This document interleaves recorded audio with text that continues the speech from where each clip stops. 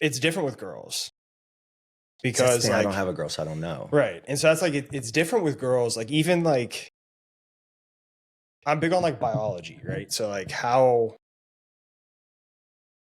the sensation I get from like having a daughter and like then having the son and just like how I feel connected to them, totally different. Yeah.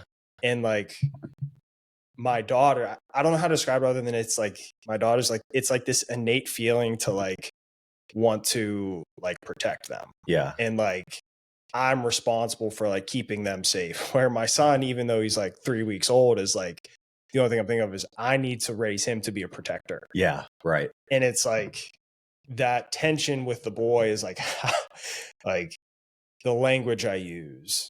How do I raise him to not be a baby, right? And to be soft. Like obviously my girls, I don't want them to be soft either, but it's a little bit different. Yeah. So that's where I'm at in like that tension. I think I see the difference, like how I talk to my boys and how my wife talks to them. Like, and I know like how to allow them to, let's say they're fighting or they're wrestling or something like that. Like I know the limit there. So I allow them to kind of push it versus my wife is like, Tim, stop them. You know what I'm saying? Stop them. Like the second it starts, she kind of like gives me that look like, are you going to do something? And I'm like, no, I kind of want to see this play out. Yeah. And then, you know, once it gets to that limit where I know, then it's like, all right, we got to chill out, you know? But yeah, I mean, I don't have a daughter, so it's, you know, impossible for me to talk to that. Yeah. But for my boys, it's, yeah, I think you said it perfectly. Like you're raising them to be the protectors. So there is some, like, I feel like if I had a daughter, it would be very challenging for me to just not give her everything. Oh, yes. And just spoon feed everything, you know, because again, it's like the nurturing side of me, you know, it's how I feel with my wife. Like I want to provide for her the best that I can in every single facet of our lives, you know, and that's how I was raised too. But with the boys, it's like, I want them to experience that resilience. Like they have to have some things that are very challenging in their life. Even at this young of an age, there has to be an accountability aspect. There has to be some sort of thing where you can build a more, not build, I don't want to say build, but you can help them develop into a more robust person, you know, that can handle stressors in certain ways and are able to compartmentalize certain things. And I know it's weird to speak on because they're only 6 and 4. Hey, this is when it starts. Like the younger they are, I believe the more important. Like I really already try to speak in a certain way. Not like my college football coach used to say, no baby talk. I'm not ridiculous like that. But like I do speak to them differently in a way where I'm hoping to encourage, as long as they can continue to hear the same language, the same phrases, as they get older, it begins to be, you know, a greater part of their identity because they've heard it forever and lived it forever. Yeah, so like it does resonates. Like, and so like I think it's funny when people say, I know they're only 4 and 6. Well, like I think it starts day one. Maybe I'm the crazy one. Yeah. I mean, we've never baby talked our kids. Yeah. Like it has always been firm. Yeah. But everything's positive too. Yeah. You know, we're very, you know, positive reinforcement. Yeah. I don't love the negative side of things. Like when we obviously we yell at them for certain things, like, hey, do not do that. But I think explaining to them why to not do that, I think is more important than anything else. You know, and then you can always kind of spin it back to positive things. Like, this is why we don't do this. Here's what to do instead. That would probably get you a little farther along. It's like it's like the coaching. Like you can tell someone not to do something, but you don't tell them why. That it's not helping them. Yeah, receiver drops a ball and you're like, catch the ball. Like, okay, like that's my goal. Like I'm trying to do that, but why did I drop it? You know, and how can I correct it for next time so I don't drop it? You know, so I think going through that problem solving, you know, it should start at a young age. Like the more problems you know how to solve and the more experiences you have with solving those issues and solving those problems, the better you're going to get at it, you know, and it's very specific stuff. You know, I'm a 7U baseball coach right now for fall ball, and I see it with them. I see it with the young kids. Like they strike out because they're strikeouts now, you know, it's 6 years old. Like some of these kids that you pitch to and they get 3 pitches and they swing at all of them and they're not even close. And like my heart is just breaking because I'm the pitcher. It's like, I feel like Paul Skeens out there, but And I just struck out this 6-year-old kid and my heart breaks and he just stands there looking at me because he doesn't know what a strikeout is yet. And I'm like, you're out, buddy. Like, do you enjoy coaching? I love coaching. Yeah, I struggle so hard. I was talking with Terry about this. I was like, I go back and forth on whether or not I want to coach. Yeah. Like little kids. Right. Yeah. Like, do I want to be the coach? Because sometimes I feel a responsibility, having the knowledge of sport and having the knowledge of some of the other stuff that goes with sport. Do I have an obligation to go coach instead of letting someone who doesn't? Right. And so I go back and forth with that because I do think it's good for my kids to get another voice as well. Yeah. So I struggle with that tension. I think you could do both. Like, I do think there's a place where you have to pass along your information to your kids. Like, you played at a high level, you know a lot of things, you played a ton of different sports, you were really good at all those sports. So I think your obligation is to try to pass that along to them because it can influence how they play the sport and how good they are. Now they're going to bash heads with you, like God forbid I know anything about swinging a baseball bat. Like, Giancarlo wants to do his own thing, and that's perfectly fine. Like, here's little tweaks that, can help make you better. And when he uses it and he hits the ball harder or farther, he kind of has that like dad knew what he was doing. So he implements that. Right. Yeah. But I do think there is benefit in having other people coach them as well, because they listen to them like everything. Yeah. Like, we have a third base coach. This is the second time this has happened to Giancarlo. Like, his eyes go right to the third base coach when he's rounding second. And if he's waving home, like, he's the kid in front of Carlo, he'll wave him home, but Carlo sees that arm going. He's like, I'm gone too. Like, I'm going to third. It's like, no, stop. But if that came from me, he'd probably stop there. He'd go like opposite of what I said, but he sees that third base coach waving his arm and he's like, man, I'm gone. So I do think there are things that, you have to have another voice. Like, you have to learn think of how many coaches you've had in your life that, you didn't know at all whenever you started with them, that changed your life, that gave you so many tidbits of information that really changed how you view everything, So I think having those outside voices are just as important, but I do think it's an obligation for me just because of the experiences that I've had, trying to pass it on to them as well, and what they do with that information. Like, I don't want to mold the same, like, I don't want to mold me. Yeah. Like, I don't need them to be me. I don't ever want that. I want them to be their own people, but at the same time, like, here are all my experiences. Take what you want with that, employ certain things and see what works best for you. And then, that's what kind of creates your own identity there. That's like my oldest daughter is like me to a T, like same personality. And I have to do a better job of like teaching her the landmines. Like, let's avoid the landmines. Yeah. Everything else you're going to have to experience on your own. And then getting the right people around her for the messages that she needs when she needs them. Yeah. My second daughter, my wife to a T. So I have to learn how to communicate with her a little bit better because she's very much my wife's side of the family. The boy's to be determined. He's 3 weeks old. He's the only good one in the house so far. Yeah. So learning that aspect, like the communication style, is really hard with like young kids. And there was a tweet that you had a while ago. I don't even know if you remember it, but you were talking about how your kids run around the house, jump on the couch, like do things. And our natural reaction as parents is to tell them, don't do that. Right. And you were saying we need to rethink that. We need to let them do those things because it's good for athletic development, but it's also good to learn kind of results and like outcomes and like consequences for like actions that you take at a young age.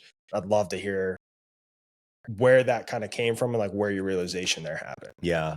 I see it now because we're around kids a lot more now with birthday parties and different hangouts, but I see so many parents, like the second their kid climbs on the couch, like stands up on the couch, it's like immediate, like, get off, get off immediately.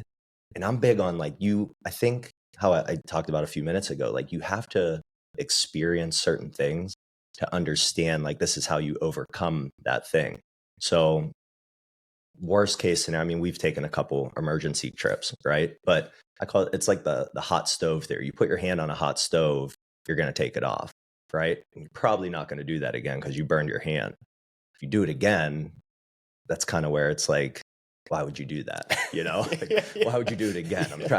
I can't figure out that mindset, but you do it once, you take your hand off, you learn your lesson. Like that's a hot stove. So sometimes it takes like, hey, I jumped on the couch and I fell off, to get them to understand like, hey, maybe I shouldn't jump on the couch. Like maybe there's a better place for it. Maybe it's in a bounce house or a trampoline, you know? So I think allowing them to figure that out, I think is really, really important, you know, because again, you yell at them for everything. Well, now they're looking at you and they're questioning every single move that they make, because you are the one who's directing their life, right? You're the one that, no, get off the couch. No, don't eat that candy.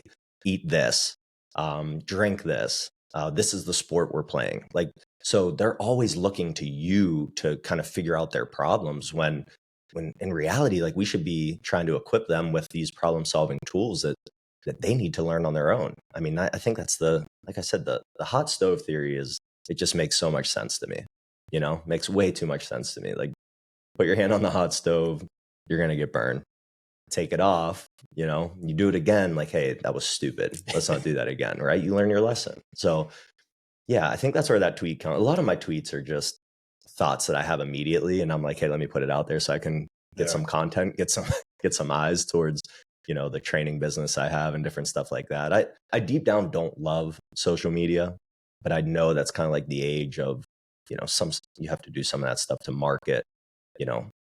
I think the knowledge that you have, like why you're doing this podcast and stuff, can really help people out there. So whenever you tweet stuff like that, and someone like you that sees that and picks that up and has deep thought about it, I think that's a really important thing. And that's why social media is great. It's like one of those necessary evils. I think most things in the world, there's a good element and a bad element to it, and it's learning to utilize the good that comes with it. Yeah. And like that thing did actually hit me deeply, because ironically, I'm not sure I believe in coincidences, but it was right after I had been yelling at my daughters for jumping on the couch and like wrestling, one of them fell off. Okay.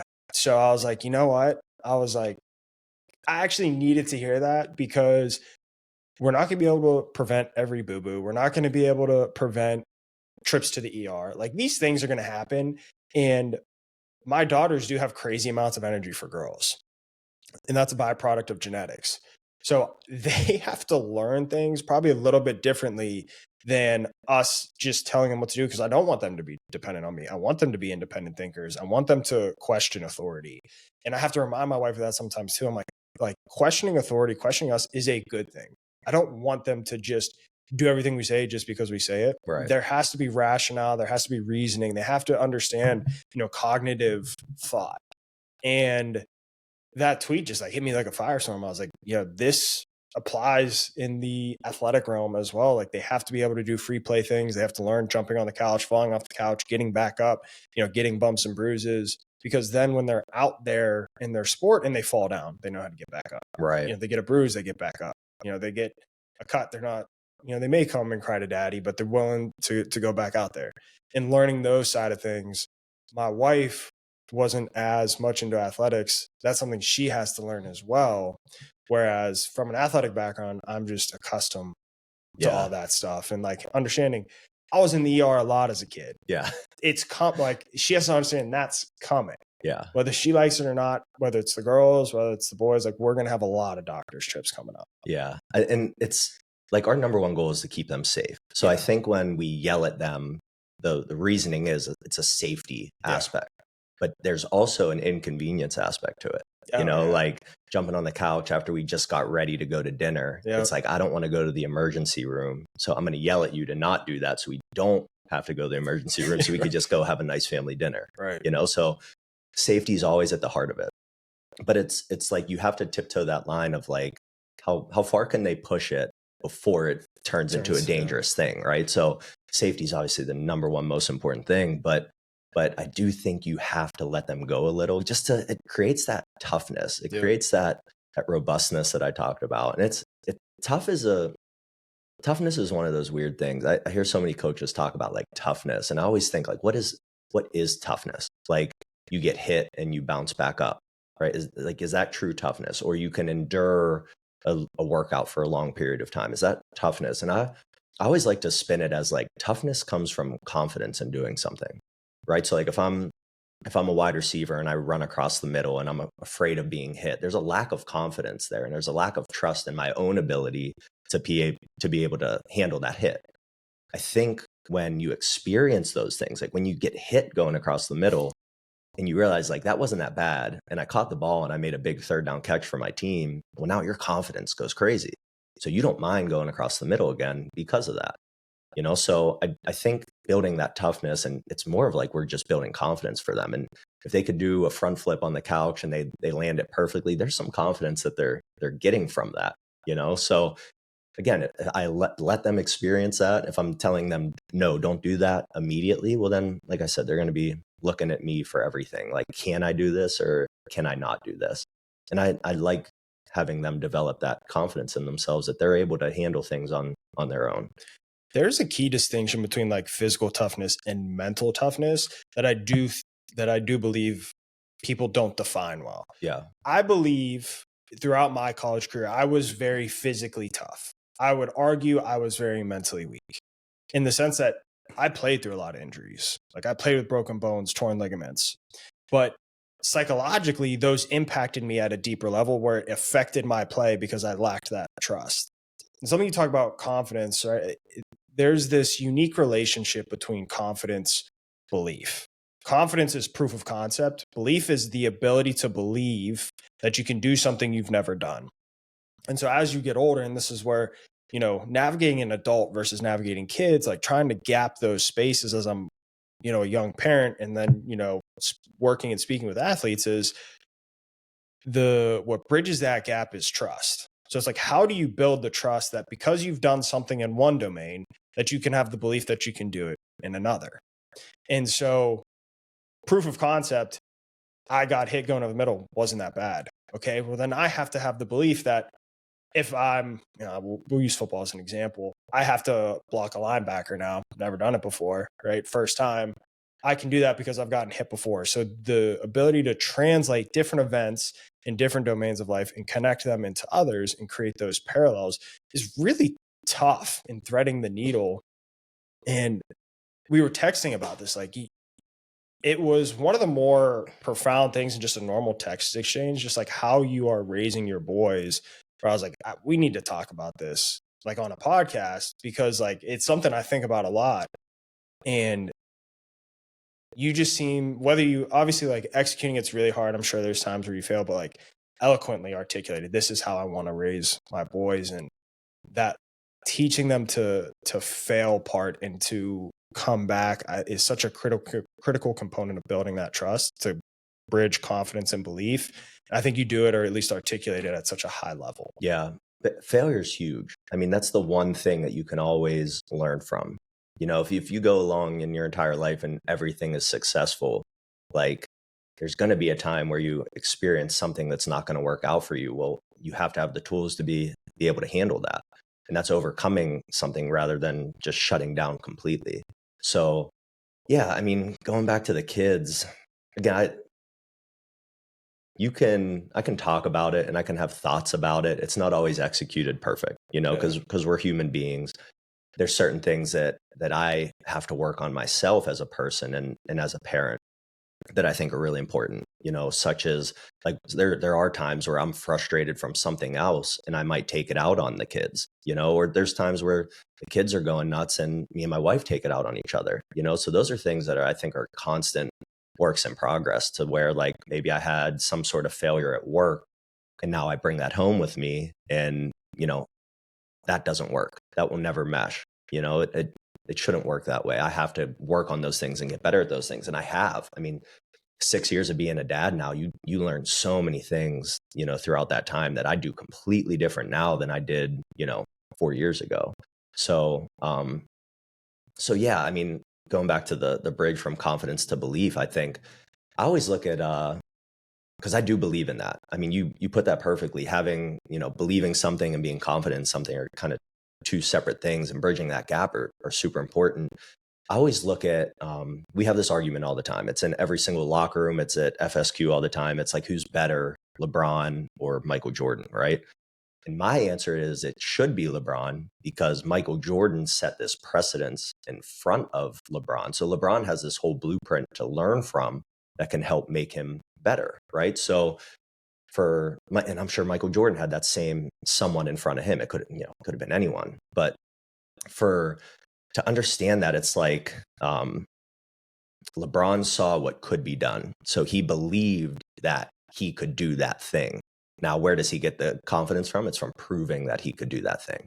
So I think that's a really good example of like another one, skateboard tricks. You ever see some of those dudes doing like skateboarding tricks, and it's like Tony Hawk was like the first one to ever, what was it, 900, 1080, whatever ridiculous. He did was ridiculous.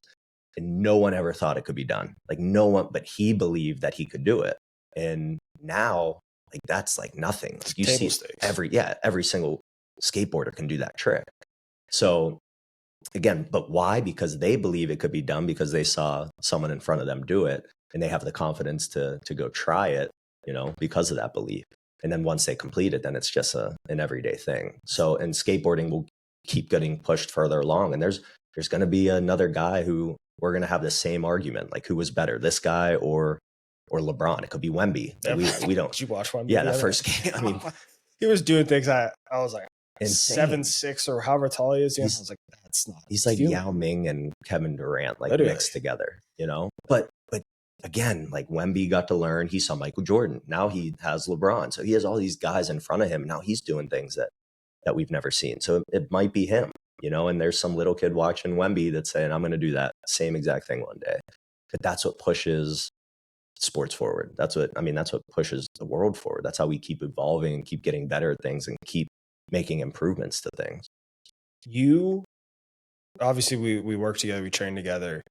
You have a unique way of getting the best out of athletes. There were things that I never thought were possible until we started working together. What is it about your training philosophy where you carry basic principles but still continue to innovate, and how do you balance that? That's a tough one. I don't know. I think I have a knack. I learned a lot from my dad and my grandfather. Like those were huge influences in my coaching life. Like I saw my dad always get the best out of people. And I still hear it to this day. Like some of the guys that he coached whenever he was coaching still like rave about the different things that, like how my dad changed their lives. And that always, like I grew up with that, with my dad coaching me. He coached me in baseball. I mean, pretty much everything. But I got to learn that positive talk that he always had, and allowing me to believe in myself. So when I did mess up, I'll hear parents now, like, you strike out, and I'll see the kid crying. Like, is he going to get in trouble when he gets home because he struck out? Or it's like, what's the first conversation that's going to happen in the car when that kid gets in the car? Like, is the dad going to bring up how he struck out and this is what he should do differently? For me, regardless of the game I played, it was like, hey, let's go get some ice cream. You know what I mean? So in my mind, it's like, okay, I didn't disappoint my dad there. And so I'm cool. Like, I'm good. That's fine. Striking out's not that bad. And I think that positive reinforcement helped me with that. And it helped me believe in myself even more. And it gave me that confidence and belief that I could do different things. So I think that has played a huge role in my life, where I am trying to do the same thing with guys. And I've been coaching since 2012, I think. 2012. So what, 14 years, almost 14 years of coaching. Crazy thing. That's crazy. 36 now, it's crazy. It doesn't feel that long, but over the years, I don't know if I've ever like cussed a kid out in a negative way. Like, I've 100% raised my voice to get a point across. But again, it goes back to like teaching and to giving them that belief that they could do it again. I remember I fumbled in a practice my freshman year at Toledo in college, and the coach made me do up downs the rest of practice, holding a ball. So what's the next time I touch the ball, what's the first thing I thought about? Don't fumble, because I don't want to do those up downs again. And I hate that coaching style. Like, do I think there's place for negative stuff like that? Like, yeah, I think kids are resilient. Kids can deal with different styles of coaching. And I mean, there's so many coaches that mother effed you and you love those guys to death, But I learned better from that positive side of things and believing in myself as opposed to having those negative thoughts. So I've always thought that's the way that I should coach. I should positive reinforce as much as I possibly can without being negative, because I want that athlete to believe that they can do things. I want them to believe that they can run faster, jump higher, get stronger, and feel like Superman whenever they get out on the field or court or whatever sport they're playing. I want them to feel that way. They should feel great about it. And they should also have a great relationship with training, because you have to train the rest of your life. And if you always looked at it as like punishment, like if you got your ass kicked in the weight room every single day, it gets really challenging to get back in the weight room. I mean, you dealt with it at the high levels of football. Yeah. Some of these strength coaches yelling in your face and screaming at you and calling you names, and like that's not the best way to feel. Then you're questioning stuff like, I don't know if I want to lift tomorrow, or what are we going to do? Like, do we have sled pushes? Because that sucked the last time. So there's that element, like it has to suck. Like it has to be challenging at some points in training. That's the only way you're gonna adapt. It has to be challenging. But how your relationship with that challenging has to be, in my opinion, a positive relationship, because then like I'm gonna have a great relationship with it, and this is something that I want to do the rest of my life. So I think that's where a lot of my positivity comes from, in just being a normal person. Like we could have these conversations while we're training and, get you into some deep thoughts, and you're thinking like, Tim really has my back, like Tim understands me. Like I think those things are just so important in coach athlete relationships. So yeah, that's where a lot of that positivity and energy comes from with that.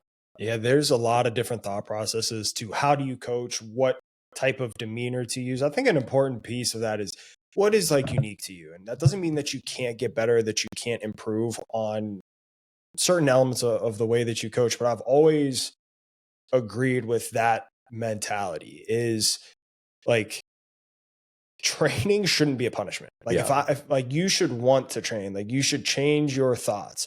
And that doesn't mean that it can't be challenging, but focusing more on the reward that you get from training and like the inherent gifts that come from what you're supposed to be doing and why you're doing it, how you're getting better, and those different things. And then when you can kind of fall in love with the intricacies of the different training methods and why you train and why you have certain mindset and approaches to things, you're going to get a longer benefit in like over time. Yeah.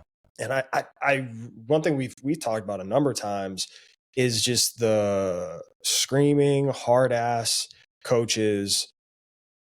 It doesn't actually make someone mentally tougher. Yeah. It doesn't actually improve your performance by screaming and yelling all the time. Is there a time and place to yell and get on someone? Absolutely. But the athlete has to understand a couple of different things. They have to understand why you're yelling at them, right? What is the purpose of it? What are you trying to do and increase their performance in what capacity? And so they need to know that you care about them. They need to know you're not just an object to them to go somewhere, that you care about them fundamentally as the person. And that is something that a lot of coaches, regardless of intentions, don't do a good job of articulating to their athletes. Is this is the why, this is why I care, and I do care about you, and not just saying I care about you, but showing it. Right? Having those conversations, like you were saying, hey, like, well, talk shop, whatever. And not every coach is afforded that same opportunity, right? But that's why I always say the strength and conditioning coaches, by far, to me, are the most important culture shapers in organizations. Yeah. Who's your strength and conditioning coach? Who's in those rooms? How are they handling and conducting their workouts and transitioning with their athletes? Yeah. I don't, like I said before, I don't mind the negativity and screaming. Yeah. Like I don't mind it, but have substance to it. Like have it mean something. Like we talked about earlier, yelling catch the ball at me doesn't do anything, or making me do up downs when I fumble. Like that's not doing anything to me. Cuss me out because I fumbled and I cost the team a possession. That's fine. Teach me why I fumbled and here's what you should do next time instead. Whatever that looks like, that's coaching. And how you raise your voice, however you do it, as long as you get your point across, that is a good coach, right? As long as you get your point across. And because I can yell things all the time. If the athlete's not changing, I'm not teaching, right? So if they keep doing the same things over and over and over again, my message isn't being heard. So if I'm screaming, hold on to the ball, catch the ball, and I'm cussing kids out for doing that, and they go and drop another pass or they go and fumble, like I didn't teach them anything. right? So I have to have substance whenever I coach. And like I said, however you do that, if that's a negative and maybe, you're a little condescending or a little, loud and mean, I think that comes from a place of passion for coaches. Like I think coaches care so much about it that that's just kind of what comes out. They care, they want that kid to do well, and they don't understand why they're not doing well in that situation. So they just want to yell and scream because they're trying to get that point across. But again, if you do that, as long as it has substance and it has some sort of change or some sort of effect on the athlete in a positive direction that's going to make them better, then that's coaching. That's perfectly fine. I just choose to do it in a positive way. Is that a bad thing? I don't think so at all. Like it's not like I'm trying to be friends with everybody. It's like outside of training, we could be cool. Like we could like I'm not going to go hang out with you. Like I'm not pulling up to the next college party to hang out with you, right? But that relationship has to be, you have to feel comfortable coming up to me and being able to voice how you feel about certain things, because then that gives me some feedback on how I'm going to coach you the next session or in the future. And I think that's the most important part. Like as long as you have substance and there's some sort of change with that athlete, and you have to be approachable too. Like the athlete has to feel comfortable coming up to you and saying, this is how I feel about this certain thing. This is why this happened. Because now, like I said, it gives me feedback and it allows me to coach you better. And that's what makes me better as a coach. Like getting that feedback, understanding this is what worked and this is what didn't, just that makes me better. And that's one thing I always appreciated when we worked together, is the number of times, because I had a lot of injuries and I had a lot of like things that would nag me continuously. One of them being my back. I've, multiple knee surgeries, broken bones, whatever. Anytime, I came to you and was like, hey, like, back squatting is killing my back. Yeah. Hex bar deadlift threw my back out, whatever it is. Hey, this is hurting my knee. There was always an alternative or a way to circumvent and not lose the production. And where does like that understanding come from for you? Like how do you program with your athletes to be able to have those different levers that you can pull? Training athletes is very different than training, let's say like a power lifter, training a bodybuilder, or just training someone to like be in better shape or, have better fitness, look better. Training athletes is unique because the weight room is simply a tool that helps them. It's not specific to the sport that they're playing. So take like a basketball player, for example. And how I've started to realize this, whenever I was younger coming up in coaching, I kind of thought the weight room solved everything. Like you get stronger and everything's going to improve.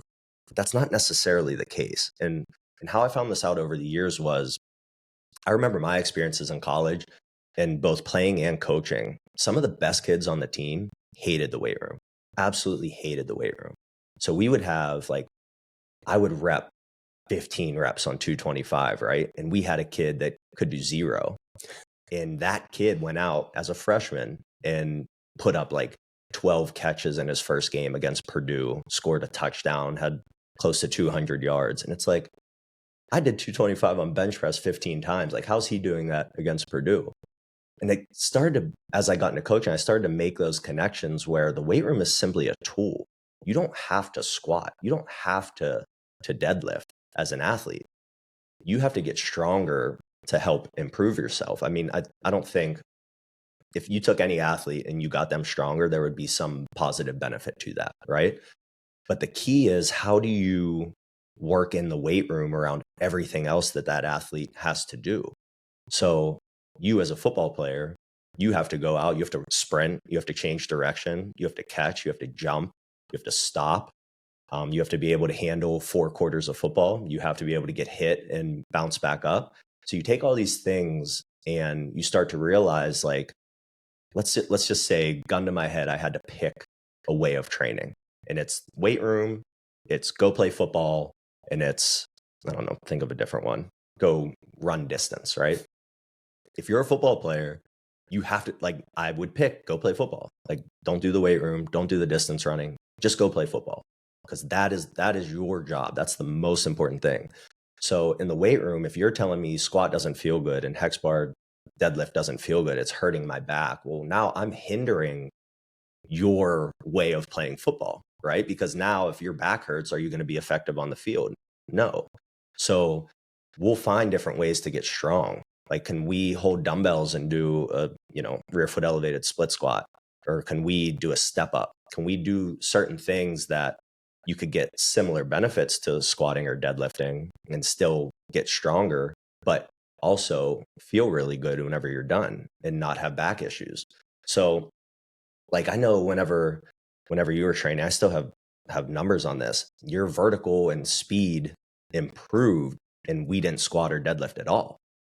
And you were like one of the first people where I'm like, like we didn't have to squat or deadlift, but we were sprinting a ton. We were jumping a ton. We were doing all these different things. We were out on the field practicing a ton. And then like I said, the weight room was a complementary tool that helped make you more resilient, helped, you not experience injuries, your last 2 years of football that you played, injury free. That was like the aha moment for me. And that really changed how I thought about training.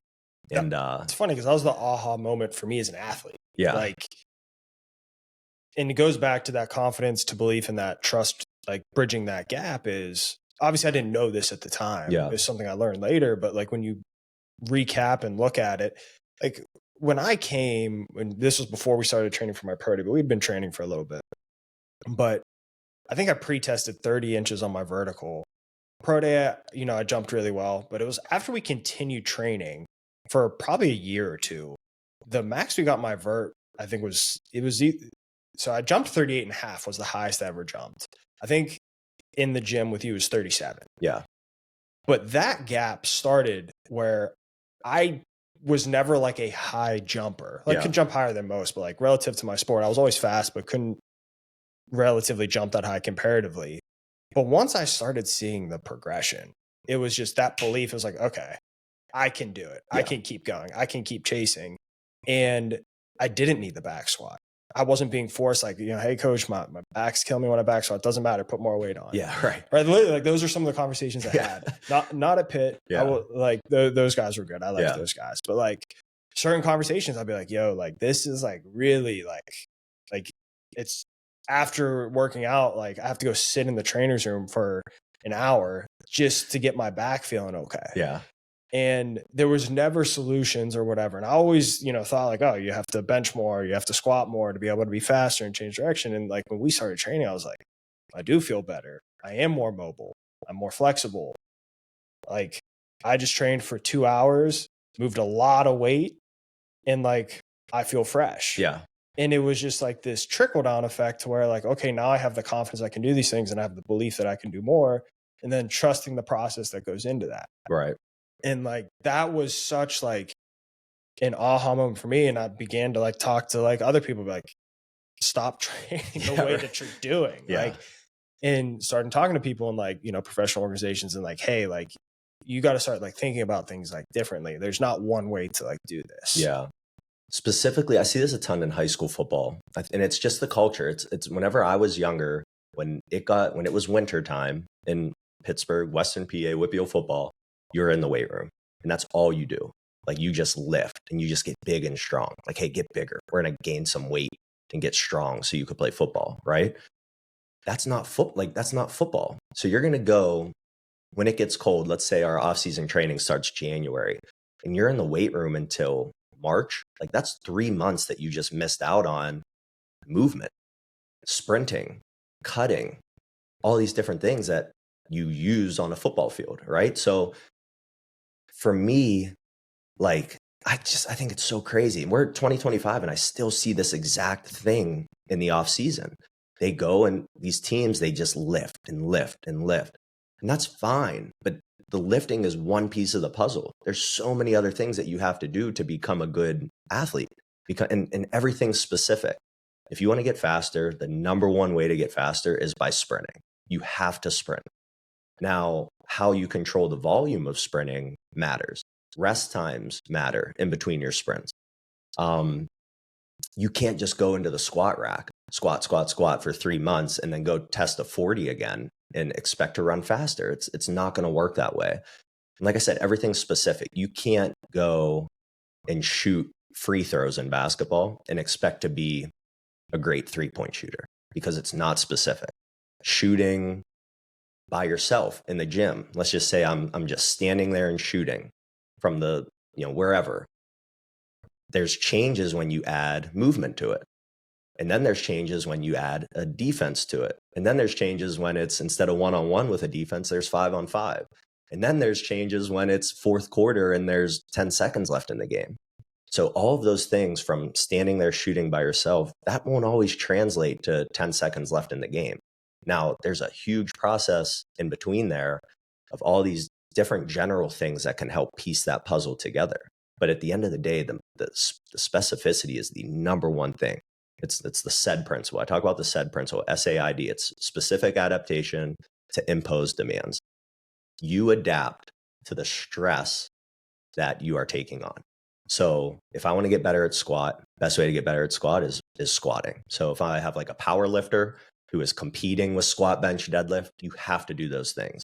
I can't do rear foot elevated split squat the whole time and then go compete with squatting, right? But with football, if I have to practice football to get better at it. As a receiver, I have to do routes on my own. I have to do routes now catching a pass. And then you have to do routes one-on-one. You have to do routes against a defense. And practices are completely different than games, And then on top of all of that, there's speed training, right? So getting faster. So now I can add more speed to my routes. And then there's the weight room aspect of it too. Again, big piece of that puzzle, but just squatting all day, every day is not going to make me a better receiver. There has to be specificity involved. Where, I guess like the thing is like, how do you add that like chaos element? Because if you're a young athlete or even at the college professional ranks and you want to continue to get better and you're someone who's not getting as many reps in a game, how can you begin to kind of train? I call it the chaos element. Yeah. Where you're not just standing in a gym shooting by yourself, where you're adding different elements that are outside of your control that can impact the way that you train. I think that's tough. Like that comes down to the resources that you have available, right? So if I'm one-on-one with a coach, let's say a really good basketball coach, right? And I'm one-on-one with him, and that's the only type of training I do, there has to be some sort of bridging the gap between that one-on-one training and going to play in a game. So, and I think you need both. Like you need a great coach around you that's going to teach you how to do these certain things, but then you have to take those certain skills that you're learning and put them to use in some capacity. And that, again, we went back to the belief and confidence. Like doing things with one-on-one with a coach gives you the belief that you can do them. But if you don't use it in a game, that tells me you're probably not confident to use that certain skill yet, right? Doing it in a game and it works, well, that's where you build that confidence. It could be like we try in practice first, with your team, and it worked in practice. Let's try it in a game. It works in a game. Cool. We could keep using that thing. Now there's different levels to it. Like you get away with things in high school that you can't get away with in college, right? So you have to adapt again. And the same thing, like if I would go college to the NBA, it's a completely different game, right? Guys are better, guys are faster, bigger. So you have to consistently keep adapting to that. Now for a young kid, going out and saying like, well, I don't have a defense to play against, so I'm not going to shoot. That's not the way you should look at it, right? You should look at, I'm going to get shots up because it's better than anything else. Like I have to get shots up every single day. Basketball is one of those sports. There's so much skill involved, so much of dribbling, handling the basketball, shooting. That's not, I want to say football is, I don't want to take away from any football guys, but it's probably like the least skill you need. I always say like, if it's the reality of it. Yeah. Like if you're good at tag, you could probably be decent at football. You know what I mean? Yeah. That's not the case with basketball. Like give some really good football players a basketball who've never played it and watch them. They're wrestlers. Yeah. Like give them a basketball and watch them do it. Like it's not going to work. It's not, because there's so much skill involved. So I do think there's a lot you could do one-on-one. You have to do a lot of stuff one-on-one because there's going to be late nights where no one's going to want to work out with you, or you're in the backyard just doing stuff on the hoop. That's better than not doing anything. I think those things are so important. But again, there has to be that time where I have to get into those chaotic situations. I have to find somebody to play against, or I have to find a team to practice with. And you know, in practice, practice is where the development happens. Game is kind of where you validate all the practicing that you've done. So I've talked about this before, like take a shortstop in baseball. We're jumping sports here, but take a shortstop in baseball that might get 4 to 5 ground balls a game. And in practice, he could get 4 to 5 ground balls in 10 seconds, you know? So like some of these travel teams and stuff, we're probably going to get into the state of sports right now, but some of these travel teams, they go to these tournaments and they just play games the whole time, right? So you play 6 games. Let's say a shortstop gets 4 ground balls a game. You got 24 ground balls in an entire weekend of work. Versus, let's say we play 1 game and we could practice for X amount of hours, right? I see a lot more value in that practicing. And then again, you have to do it in a game to be able to keep adapting and keep evolving. But I could get 1,000 ground balls in a couple hours of practice versus 24 in those 6 games that weekend. And that's such an important point with the way that youth athletics in particular. I think baseball is a really easy one to highlight right now, is the amount of games on the AU circuit, and these kids are being asked, I think like particularly about like the arm usage, and these kids at young ages are asked to be throwing as hard as they can every single time that they're out there pitching without the adequate practice and training. Yeah. And we see so many injuries, particularly in the MLB now, and a lot of it is people blaming the MLB staffs. Some of it, I wonder, is that a trickle down effect of improper training at a younger age and all this hard throwing without the adequate practice? And would really just like to kind of get your thoughts on it. Yeah. Baseball is an interesting one. It's probably the most controversial one, in my opinion. And it's because of those arm injuries. Like I've seen more young kids with arm injuries as like what I do for a living. I've seen more young kids with arm injuries than I've ever have in my life. The female side of things with soccer, I see more young girls with knee injuries than I've ever seen. Like I'm talking like young kids with major ACL, UCL surgeries. That to me is alarming. Like that's something isn't right with that.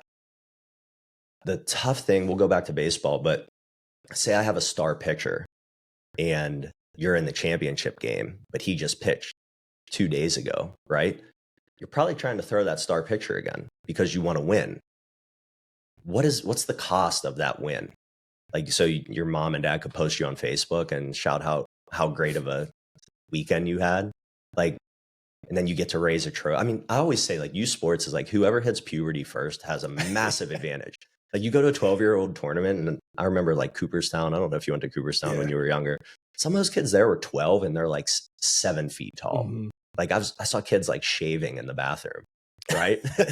Friends like that. Right. And they hit puberty, and those are going to be the most dominant players there. Like they look like dads, and they're just hitting bombs at 12 years old.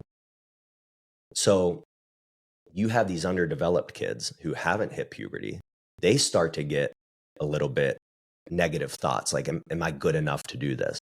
And the problem is we place so much emphasis on being a high level athlete at such a young age that it weeds out the kids who might not be at that point yet.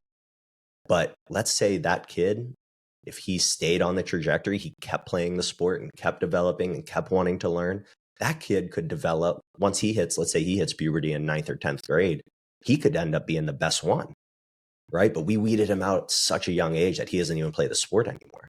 And at the same time, as we weed those kids out, the most elite kids who hit puberty at a young age that are getting pulled in all these different directions, the star pitcher that has to pitch on 1 day rest at 12 years old because he's the stud, he gets burnt out.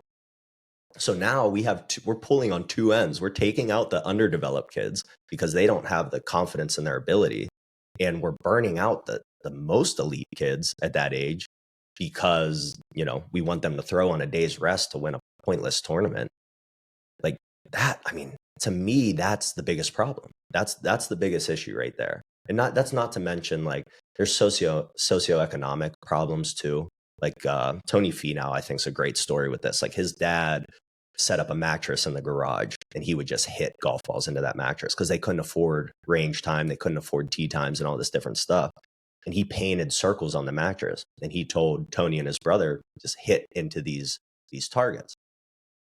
Had his dad not had the savvy to do that, Tony Finau may have never golfed because he didn't have access to it, right? So the socioeconomic stuff mixed with the way we want these kids to be so elite at such a young age, and then both of those mixed with weeding out the kids who aren't as developed yet, mix all that together, that's youth sports in a nutshell.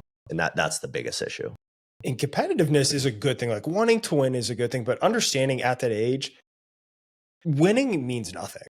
Like I went to my parents the other day, and for the first time in honestly years, I went into my old room because I had my daughters. I was like, do you guys want to see what room daddy grew up in? And like I had like a bunch of trophies. Yeah. And like there was one where it was like, again, 12U like championship. I don't even remember that. Yeah, right. Like I couldn't put a memory to that trophy. I didn't know what team it was for. Yeah. I didn't know what role I had. Like didn't remember any of it. And that's not to say like winning doesn't matter, but putting it in perspective, like these kids, like you're there to develop them. Yeah. Physically, mentally, emotionally. You're there to teach young men or young boys and girls how to become young men and women. Yep. And the different things that go with that. And obviously, you know, we're both obviously very competitive people and played at high levels and had those aspirations. Those things will come along, and there's a genetic component that plays to that. There is a general desire for the sport, but you can influence that desire as a young coach. Yeah. Right. In coaching these athletes, where to the encouragement to keep playing, the encouragement on building the fundamentals, the focus on the resiliency aspect and keep working forward and focusing on process and understanding that outcomes are just a validation of the process. And then if the outcomes aren't where you want them, then you change the process. Yeah. And instead of having that, you know, this unique example we're talking about, having that same 12-year-old kid pitch 2 days later, develop one of your other guys. Right. Yeah. You know, help them learn those moments. Because guess what? Even if they fail, putting your arm around them and saying, hey, it didn't go the way you wanted.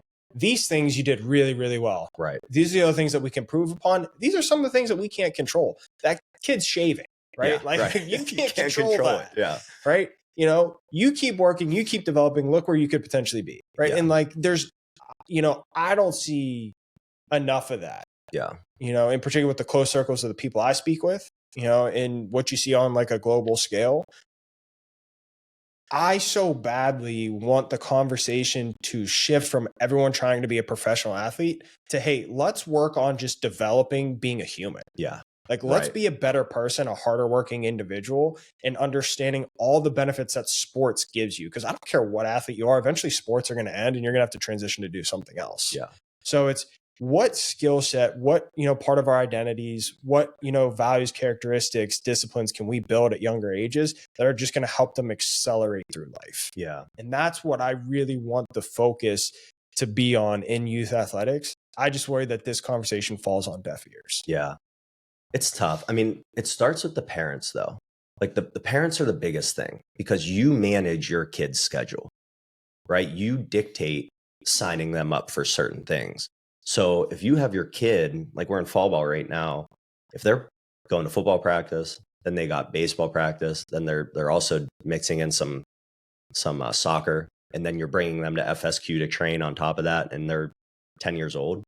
Like, would you want that schedule as an adult? Like, imagine your boss is like, hey, you're going to work this job, and then we're going to get you to this job, and then we're going to get you that. You go home and you complain the whole time. Like, you're miserable with that job. I think as parents, we just always think like, oh, they're kids. Like, they're having fun with all this stuff. There's other things that kids want to do that are fun.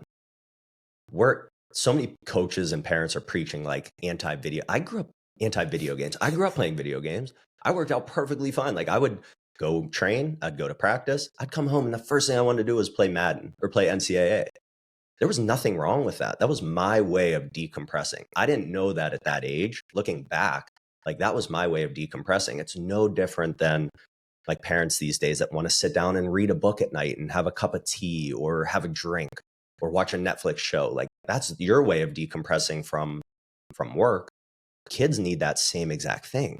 right? So as a parent, it starts with you because you manage everything. You manage where the kid's going. The kid's not getting the keys and driving himself to practice, right? You're the person that's doing that. So I think sometimes there's a mix between they're trying to keep their kid up with everyone else. Like I don't want my kid to fall behind. So there's that keeping up with the Joneses effect that's taking place. And there's also, I want my kid to be involved with stuff. So you take those two things together and you're just signing them up for everything at that point. Now, there are benefits to some of that, right? You do want your kid to be around other sports. You want that movement variety. You want all those things that the kid's going to benefit from. Plus, you want them with friends. You want them being able to socially interact and be coached. But at the same time, managing the volume of that has to be the most important thing.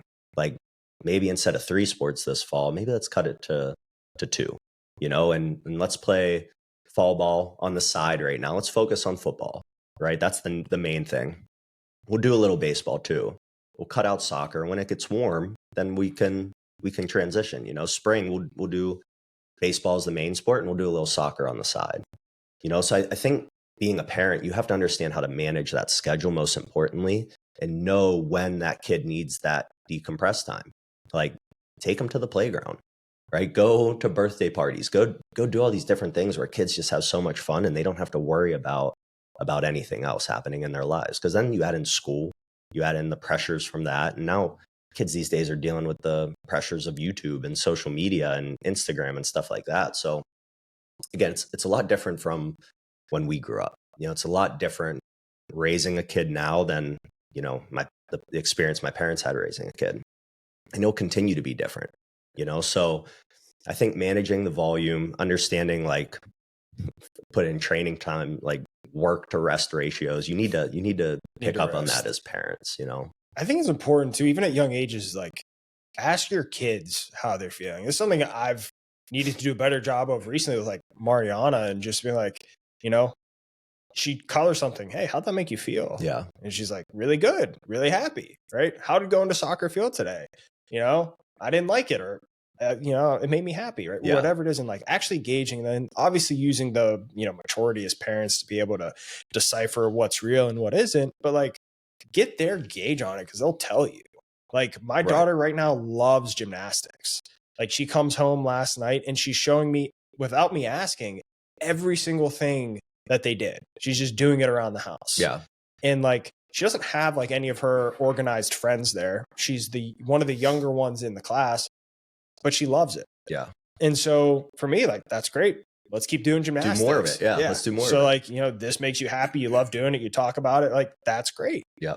Right. And then the point about video games, I think, is a really important point, because kids do need to rest. They do need some type of fun. It doesn't have to be video games, but it has to be something. Yeah. And obviously anything overabundance is not healthy, but like in a perfect amount, like, yeah, I'm not saying let your kid go play 24 hours straight of Minecraft or whatever they play.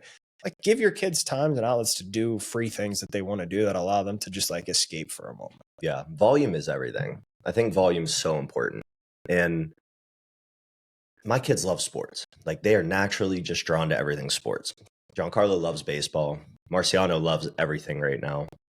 I think, but Carlo changes with the seasons, right? Like he loves baseball now because he's playing fall ball.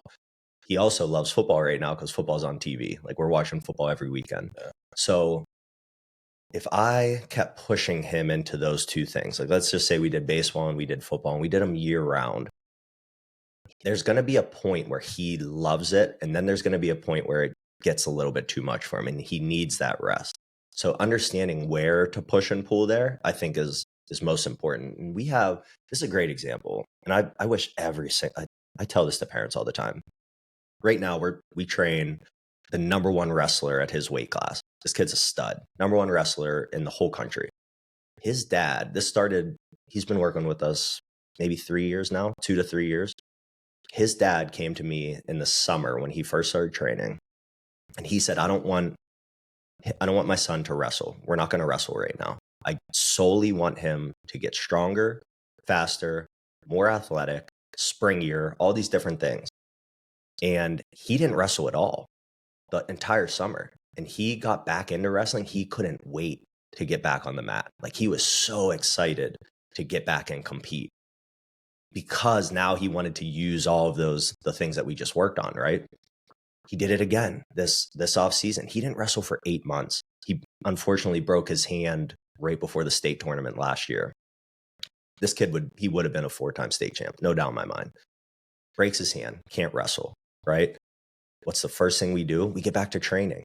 8 months, doesn't wrestle at all.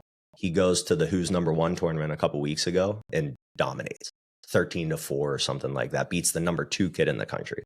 And he hasn't formally competed in all that time. He just focused on developing. Now he's practicing wrestling, like he's doing some of that stuff, but he could not wait.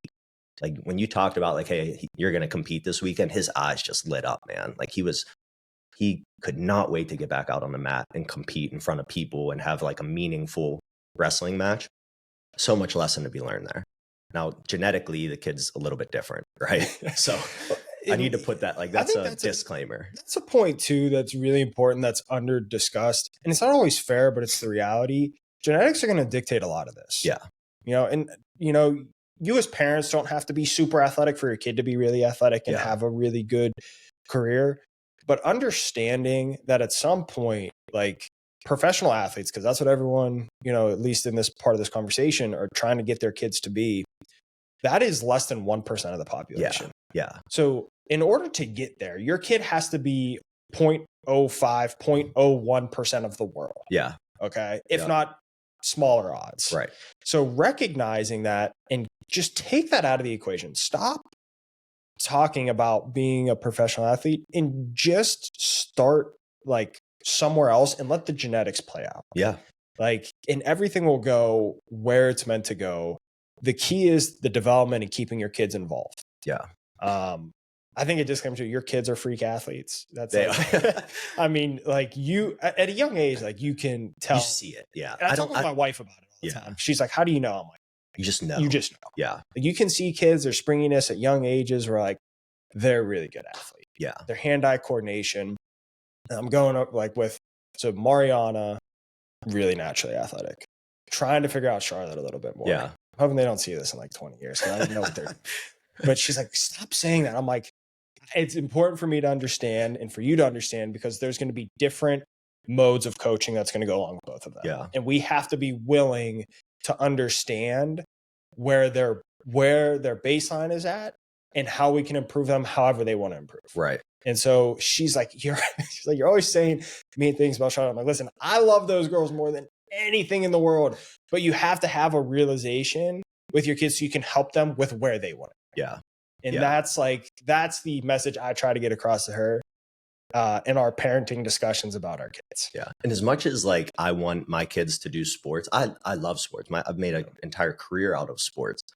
That has been like, I started at 5 years old playing stuff and I'm still involved. I went to football camp for like 20 plus years, having my dad as a coach, and then, going with him at a young age, and then actually playing, going to camp, and then coaching, going to camp. Like, I went to camp longer. Like, I have a whole lifetime of going to football camp, so I am very attracted to the sports world. So I want my kids to be involved with sports because I saw how much that has given me. The biggest issue is when I try to force them into the sports world, and that might not be where their interests lie. Like, maybe they like building stuff, or maybe they like playing with monster trucks or whatever. My kids do that stuff all the time. I don't want to take them away from monster trucks and forcing them like, hey, let's go hit baseballs, because that's when they start to get that negative, that resentment of it. Right. That resentment of, my dad once is forcing me to do this.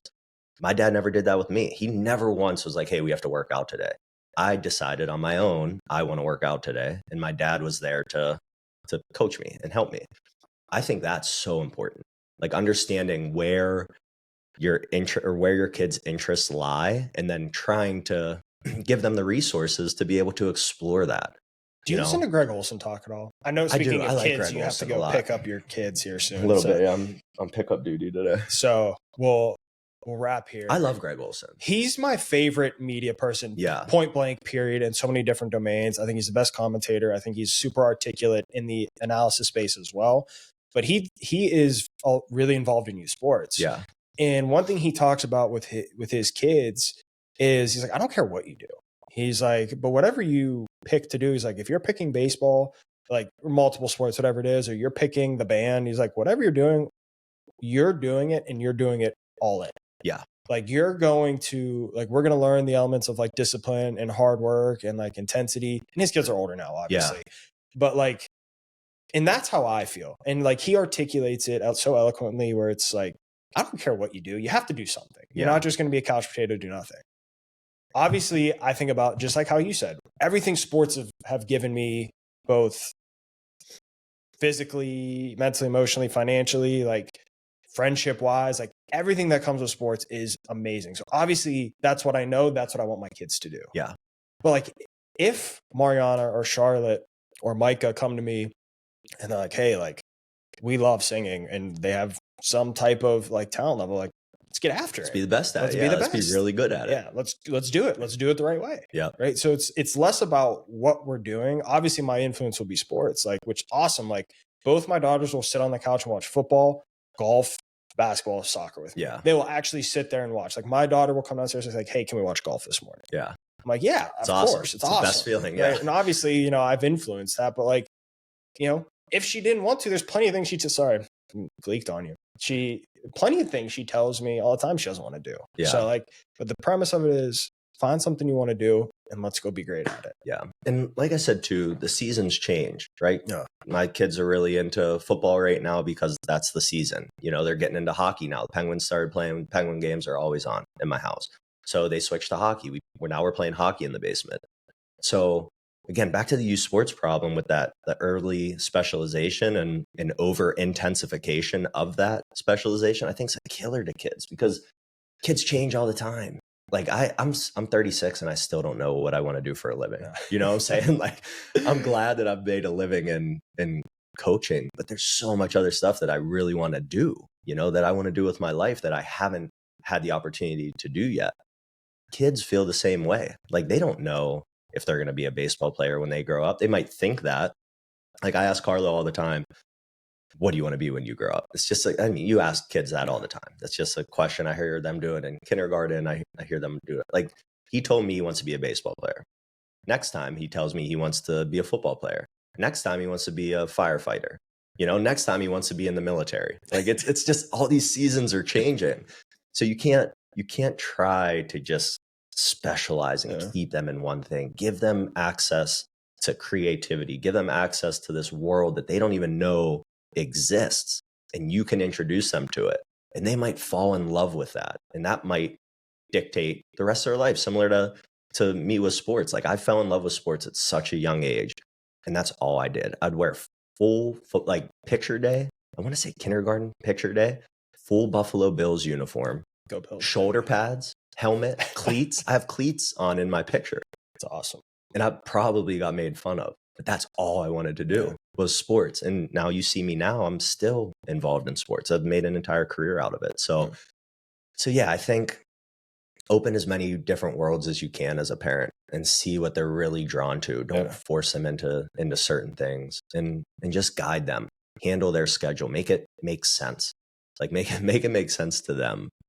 And yeah, I mean, that's, as a coach and a parent, I think my number one job, especially as a coach, we have 12 kids on our U7 baseball team right now. If they all sign up for baseball again next year, I did a great job as a coach.